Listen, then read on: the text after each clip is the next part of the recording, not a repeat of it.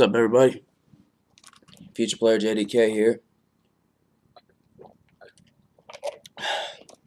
This episode is a Saturday Night Live review for episode number 13. Host Don Cheadle and musical act Gary Clark Jr. So, let's just get adjusted. Lighting's a bit bad this morning. Apologize. Afternoon. Alright, it should be fine. Alright, excellent. So this is for Saturday Night Live season 44, episode number 13. Host Don Cheadle, musical act Gary Clark Jr. So they started off with Trump's declaring of the national emergency. So once again, you get Alec Baldwin playing as Trump. So if you enjoy Alec Baldwin playing as Trump, then you'll enjoy this part. If you don't, you might as well skip over it. They did a lot of stuff. Basically, what they did was foreign voice jokes about, I'm not going to do the voice. Okay, it sounded a lot better if I did the voice. And then you had Heidi Gardner, Mikey Day, and Cicely Strong being interviewed, like when he called for interview questions. Mikey Day being from Playboy, and then they made a joke about switching to Hustler. Then you had Kyle Mooney as Jim Puss from CNN. So that was kind of interesting. And once again, Mooney was the brunt. So that's just me saying again, I can totally see. It works, though.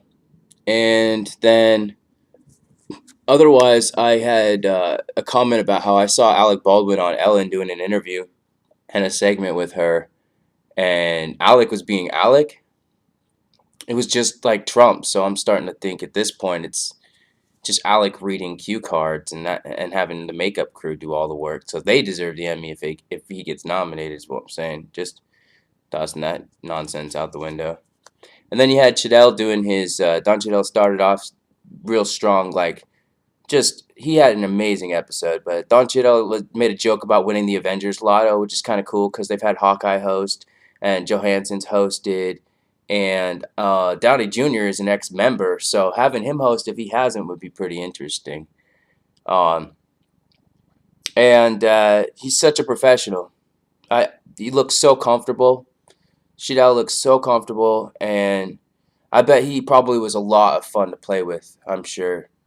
So then that led into a bit that was like a good go-to, and they've done it in the past, maybe even this season. I couldn't quite remember, but it was high school fresh takes. So it's like a high school daily talk show type thing. You had Mikey Day and Moffat being the main characters, which is fun, and it was like the Valentine's Day dance coming up and whatnot. And then you had McKinnon she just got her braces out, so that was probably a character based off some kid, like a niece or something, I'm sure, So smooth. And then you had Don Cheadle as this teacher that's like the cool teacher, but the creepy cool teacher or something along those lines, but it was a phenomenal character. He looked great, acted great. And they had Kyle Mooney, he was like the investigative journalist, and so he come out and he was talking about cold sores split around, and they had all these nicknames for it, so that was good. And then the teacher mentioned that about the vodka. And then that led into Mooney asking McKinnon's character out to the dance and totally getting burned because she already had a date. So that was good. And then that went into a little thing with Chris Redd and A.D. Bryant. That was the rap club doing their little stupid shit. And then that went into Leslie Jones as a nurse. Just basically doing Leslie Jones like she does Leslie Jones. Which works, especially when she's playing like the old nurse lady. Totally. And then the teacher starts talking again, but he's talking about some dude, like, checking out this old man and stuff. And then leads in him talking about the Marquis mark and, like, that pelvic area, and then, like, basically taking his pants off. And, like, it's just silly shit about a teacher just going way overboard. Like, he's talking about giving pot brownies to kids and such. But, yeah. And then one last clip went off, which I'm not going to spoil. You can just watch the sketch. It was definitely in my top 3. Which I'm going to start doing top 3s for my reviews and then post the videos. I think that's a good idea. Unless there isn't a top 3, in which case I'm always honest. So Then that led into probably, I think, my favorite one, big time. It surprised me, this little turn that they did. I loved it. It's like baking championships, baking shows, cake baking, and it's the championships part that got me first off because the joke is you got basically um, Moffat being the host of the show, and then you got 80, not Paula Dean, as a judge, and then you got Beck and then Ego. And Ego made a bold choice. She did an accent. I thought that was impressive, and she kept through it. So, way to act, Ego. Um, anyway, then Leslie Jones is first up, and she's like, her cake is just trash. And then she's like, I know, I'm bad. And they're like, what do you think went wrong? She's like, man, I'm just bad, you know. And then that's like, you think, okay, that's gonna be the funny bit, right?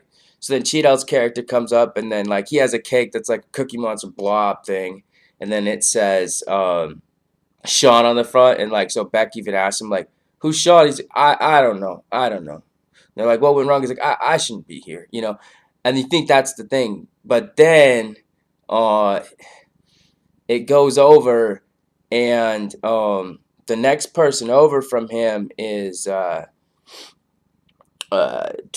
Heidi Gardner, and she's got a perfectly fine, looks like you bought in a store kind of cake.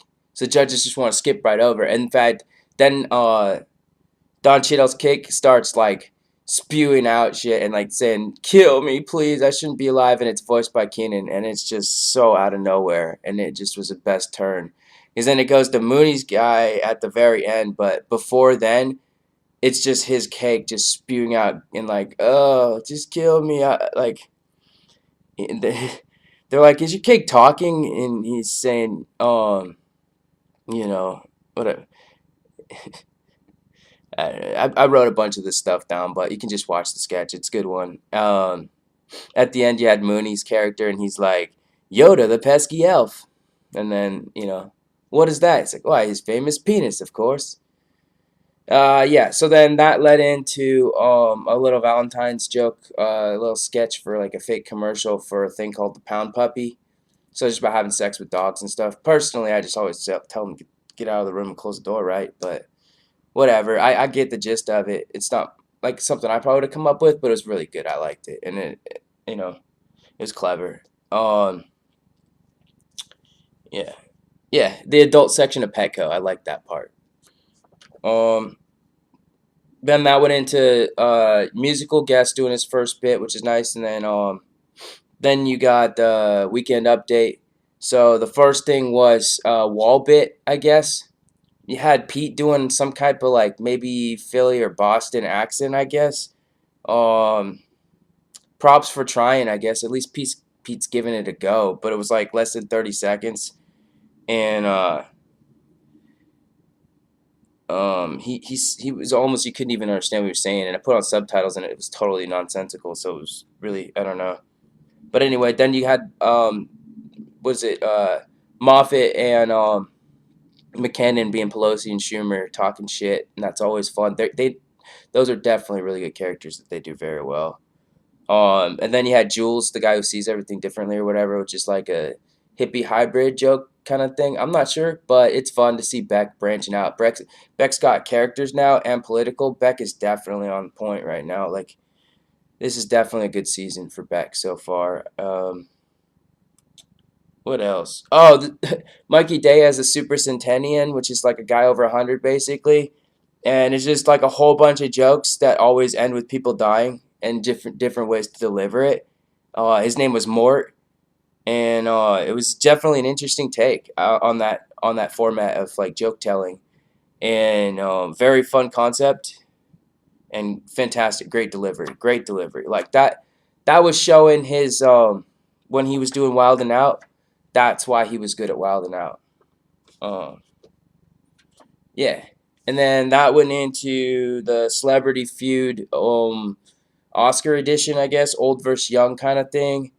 You had Keenan doing Steve Harvey, and then you had Don Cheadle being Spike Lee, and I think they're friends probably. I'm pretty sure that was the whole deal with that one, because they felt kind of almost inside the jokes he was pulling on it. But it was cool. It was fun to see him be Spike Lee and get quite a few zings in.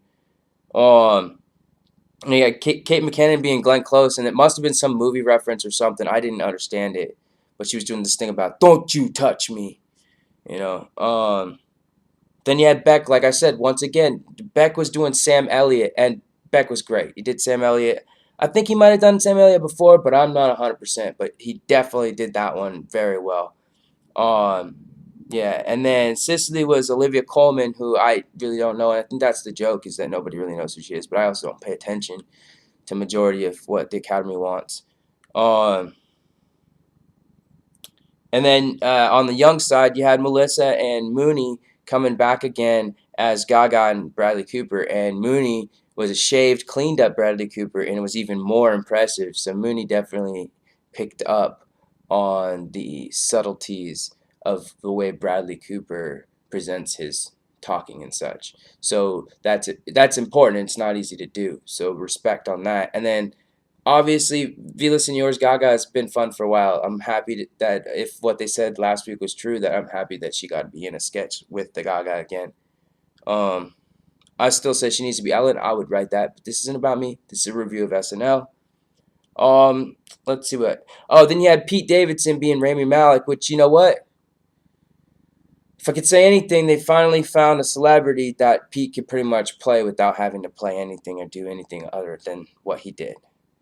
Um, And then you got the Mahershala Ali by Red, and I need to look into that one some more, just like Olivia. I haven't looked into those two, so I'll do that and see more about it to see if they did a good job or not, because I have no idea.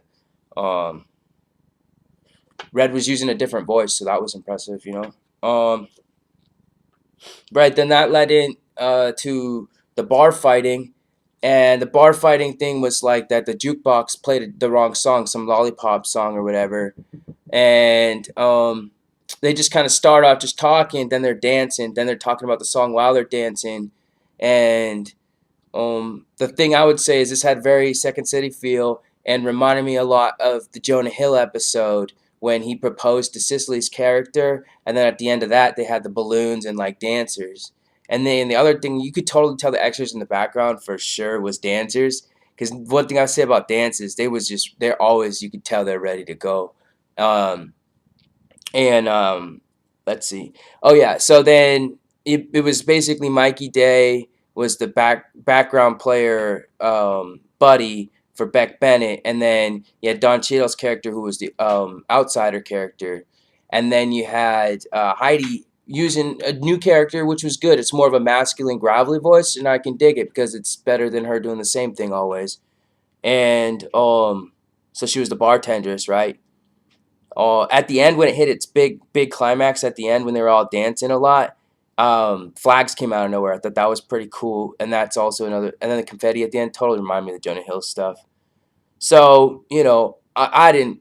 I would say it was definitely a good one, but not my favorite of the night. But it was definitely very interesting.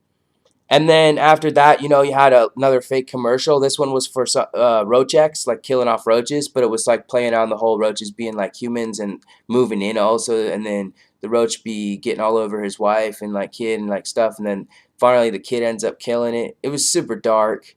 Not my cup of tea, but definitely very fun to watch. And Don Cheadle as a roach, almost as good as him as Captain Planet, which hands down his best performance ever. Um, yeah, and then finally another thing that reminded me of the Jonah Hill episode, which was season 44, episode 4, and that is the final one, which was Kate McKinnon and Eddie Bryant playing these people Cosmo and Olympia Spandanucci, and they basically run a want a wedding? We'll make it feel like the wedding kind of a service. They're located where the taxis go to sleep was a great line. So this reminded me though of Pugwigs, right? And that was like when I was joking about they need to bring this whole concept of these ridiculous stores in the Jersey area that are all tied into this mob front. And that is another one that they could totally have done it with. So you know, it'd just be fun to be able to tie it all together, I feel, and add like a kind of threaded story to silly sketches. But that might be too much to ask, really. However, I did feel that way. And I liked that it did like grainy on it. That was pretty cool. And Chidel was great because first he was the chef dude and he's like, you have green beans that have been licked. And And then Don Cheadle's guy, he's like the DJ. Is like, I would play what is it?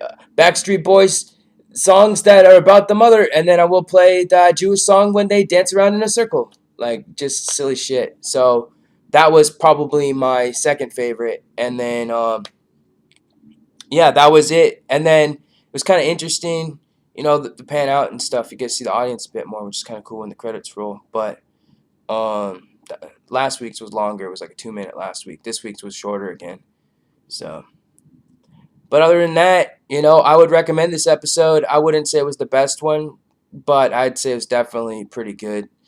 I have to go back and review the other ones still. I've seen them and everything, but the Steve Carell, for example, probably might be my favorite so far. So that's been 15 minutes, and I hope you stuck it out. If you did, please make sure and click subscribe if you haven't already, and then also click like if you enjoyed it. Feel free to leave comments too. And then when we hit 10 subscribers, I'm gonna do like I'll draw a picture for you and mail it to you, kind of a giveaway. But I'll put all that in my update, which is gonna be also dropping after I'm done with this. So have a great night or morning, afternoon, whatever. Peace.